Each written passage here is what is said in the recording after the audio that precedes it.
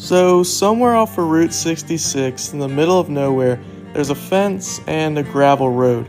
And that's genuinely it. That is the entire $2.5 billion theme park that was supposed to go head to head with the likes of Disney World.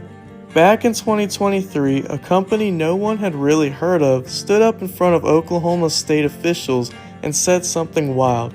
We're building a 1,000-acre resort, a theme park the size of Magic Kingdom with former Disney Imagineers designing it, opening within 3 years.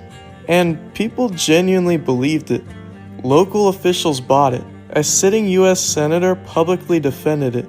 And one 91-year-old businessman believed it so hard he handed over $60 million of his own money to make it happen.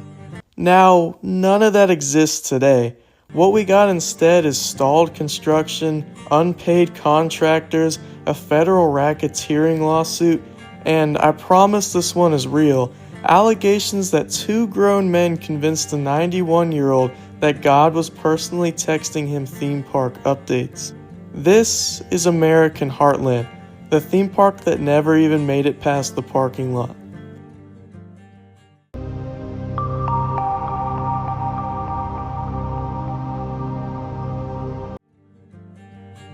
Let's rewind to July of 2023. The company behind all of this was Mansion Entertainment Group, and up until this point their whole business was dinner theaters and variety shows in Branson, Missouri. Not exactly theme park territory. So naturally they decided that their first ever theme park should be a $2 billion Disney rival. However, not in Branson or really near any major city, but in Vinita, Oklahoma, a town of only a few thousand people right off historic Route 66.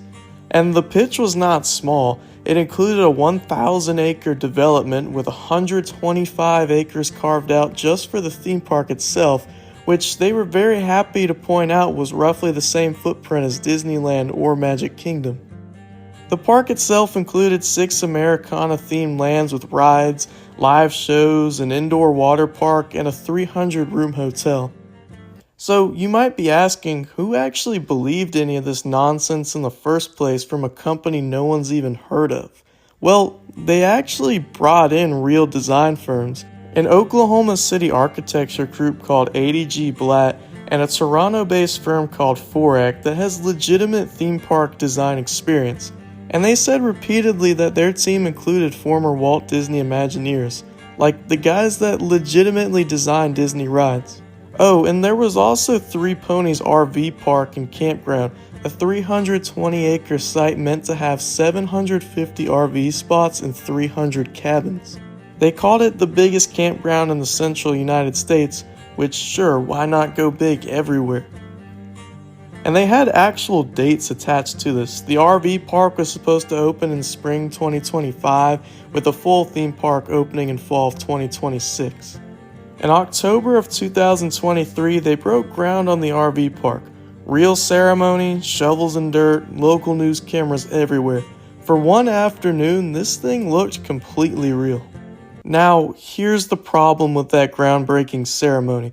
As far as anyone can tell, it's basically the only construction that ever actually happened in this entire project. Later court filings would describe the actual site as, and I'm not exaggerating, a fence in a gravel road. But that took a while to become obvious. Through 2024, the budget quietly crept up from $2 billion to $2.5 billion. Then engineers realized part of the RV park sat inside a floodplain, which meant redesigning the entire layout before anyone could even start building for real.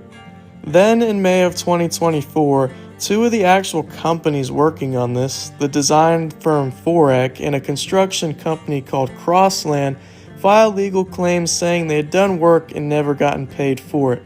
Which, if you know anything about these major construction projects, it's usually the point where everything starts going very, very badly.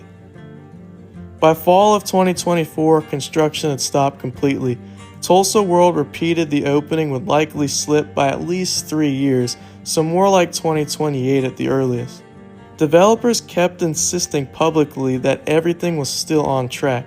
A US senator even came out and defended the project, saying people's lives in the area had already been changed by it. But by 2025, there are at least 5 separate lawsuits or arbitration claims stacked up from contractors who said they had done the work and never seen a check. State lawmakers even considered a $35 million bill to help Vinita prepare infrastructure for the park. However, after a series of votes, it never passed. By July of 2025, 2 full years after that big announcement, there was still nothing built beyond the fence and the gravel road. And at some point that summer, both the theme park's website and the parent company's website just quietly disappeared to never be seen again. So that's where the story ends, a quiet, boring collapse. But this one didn't just do that. On July 25, 2025, the project's only real financial backer filed a lawsuit.